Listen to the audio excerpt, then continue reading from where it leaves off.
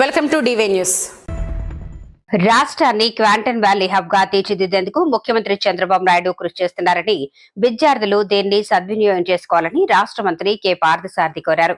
భీమడోల్లోని ఒక ప్రైవేటు కళ్యాణ మండపంలో భీమడోలు మాంటిసోరీ విద్యా సంస్థల ప్రతినిధి కర్రె ప్రేమ్ కుమార్ ఆధ్వర్యంలో శ్రీ మాధురి జూనియర్ కళాశాల, శ్రీ మాధురి వొకేషనల్ కళాశాల, రత్న డిగ్రీ కాలేజీ నిర్వహిస్తున్నారు.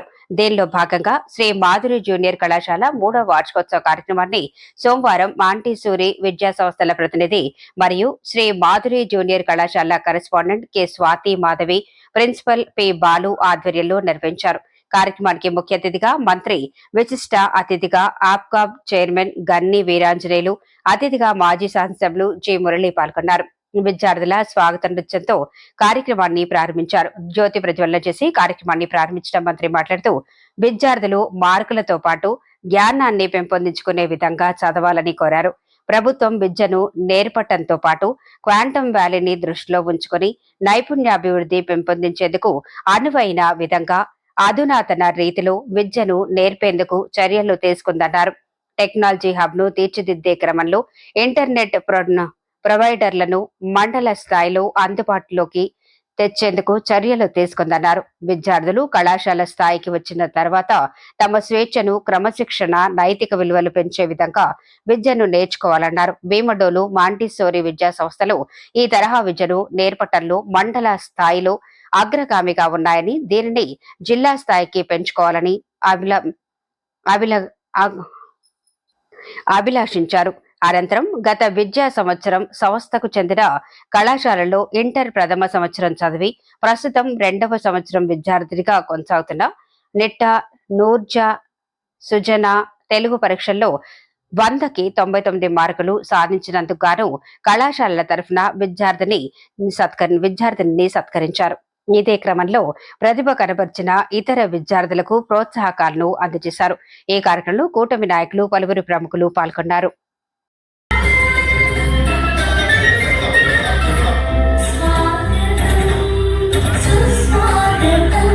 శ్రీ కర్రె ప్రేమ్ కుమార్ గారిని మీ అందరి కర్తవ్యాల మధ్య వేదిక సాధనగా ఆహ్వానిస్తున్నాం.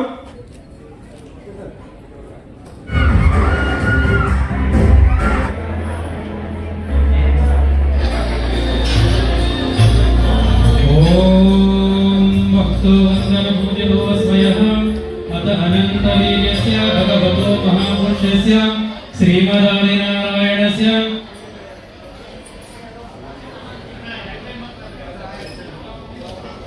మీకు డబ్బిచ్చే సంతృప్తి కంటే కూడా మీరు టీచ్ చేసిన స్టూడెంట్ ప్రపంచంలో ఒక ఉన్నత స్థానాలకు, లేకపోతే మైక్రోసాఫ్ట్లోనో, లేకపోతే వాళ్ళు ఫైనల్ గా మంచి స్థానాలు. కానీ ఆయన మాట్లాడే మాటలు నిజంగా అమోఘం. అది కారణం ఏంటి? దివ్యసాయి పేరు చదివిన స్టూడెంట్స్ అందరూ కూడా వేదిక వద్ద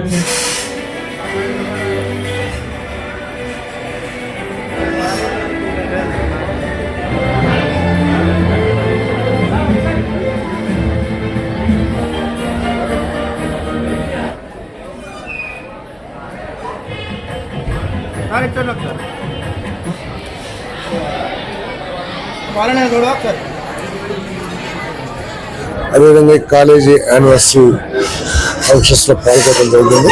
ఒక బాధ్యత కలిగిన రాజకీయ పార్టీ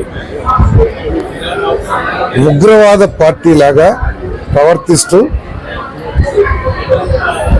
ఈ రాష్ట్రంలో అలజడి సృష్టించడానికి, భవిష్యత్తులో మేము వస్తామనే అభూత కల్పనలతో అధికారుల్ని, ప్రతిపక్ష కార్యకర్తల్ని బెదిరించడానికి ప్రయత్నం చేస్తుందంటే ఆ రాజకీయ పార్టీ ఏంటో కూడా ప్రజలంతా కూడా అర్థం చేసుకోవాలని చెప్పేసి మనం చేస్తామని. ఈ రాష్ట్రం విధ్వంసం అయినా పర్వాలా, ఈ రాష్ట్రంలో అభివృద్ధి జరగకపోయినా పర్వాలా, కానీ మేము అధికారంలోకి వచ్చేస్తామని చెప్పేసి చెప్తున్నారంటే అసలు ఈ పార్టీ యొక్క లక్ష్యం ఏమిటి? ఒక అవగాహనతో పనిచేస్తుందా, లేక కేవలం రాష్ట్రంలో విధ్వంసం సృష్టించి అధికారులకు బెదిరించి అధికారులకు రావాలంటుందో ప్రజలందరూ కూడా అర్థం చేసుకోవాలని చెప్పేసి మనం చేస్తాము.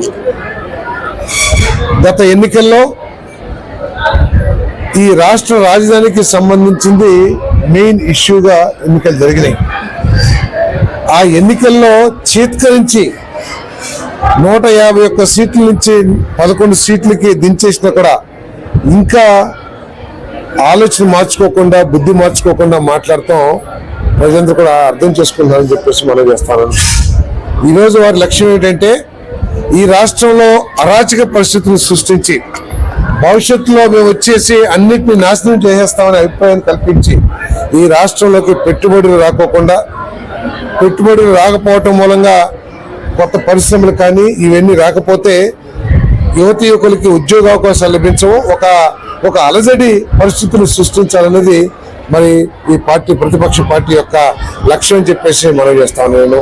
మరి దీన్ని ప్రజలందరూ కూడా అర్థం చేసుకోవాలని చెప్పేసి కూడా ఈ సందర్భంగా తెలియజేస్తూ, అమరావతి ఏదైతే ఆంధ్రప్రదేశ్ రాజధానో ఆ రాజధానిని ప్రజలందరూ కూడా గర్వించే విధంగా చంద్రబాబు నాయుడు గారి నాయకత్వంలో కూటమి ప్రభుత్వం ఏర్పాటు చేస్తామని చెప్పేసి మనం చేస్తాము. 1 సంవత్సరంలో వారు పూర్తిగా నాశనం చేసిన పోలవరం ప్రాజెక్టు కూడా పూర్తి చేసి ఈ రాష్ట్రంలో రైతుల భవిష్యత్తుకి ఒక ఆధారాన్ని కూడా ఏర్పాటు చేస్తామని చెప్పేసి కూడా నేను మనవి చేస్తా ఉన్నాను.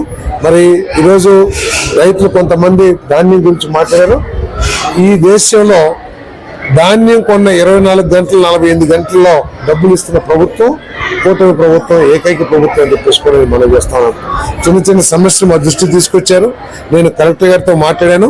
వాటిని పరిష్కరించి రైతులకి ధాన్యం అమ్ముకోవటంలో ఎటువంటి ఇబ్బంది లేకుండా చేస్తామని చెప్పేసి కూడా మనం చేస్తాం. మీకు ఈ వీడియో నచ్చినట్లయితే లైక్ చేయండి, షేర్ చేయండి. ముందుగా కింద ఉన్న సబ్స్క్రైబ్ బటన్ పై క్లిక్ చేయండి. ఎల్లప్పుడూ అప్డేట్ సమాచారాన్ని పొందండి.